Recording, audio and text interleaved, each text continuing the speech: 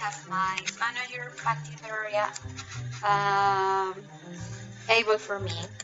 I see now that it appears here, manager, and in the blocks I can see that we have some comments, online users, and people. I believe that the first thing that we need to do is turn editing on after watching the instructions video. And here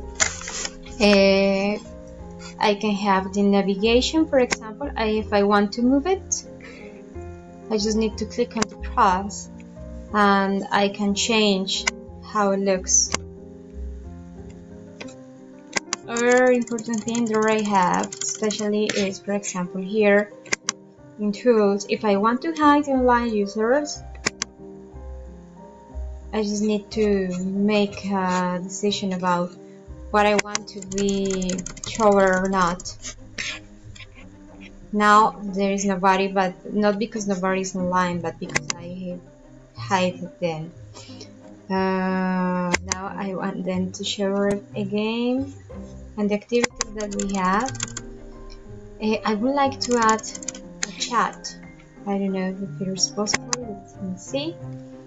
Configure activities block, and here, for example, if I want to add a chat, let's see if it is here.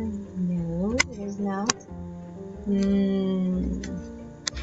But what if we change and we add a poll, for example?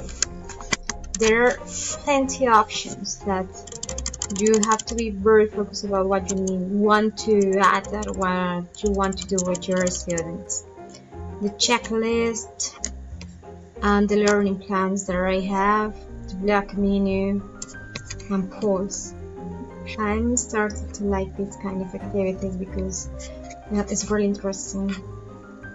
And Facebook, because everybody has Facebook. I'm not using Facebook, but everybody has it, so it is a good tool in order to motivate our students to use it.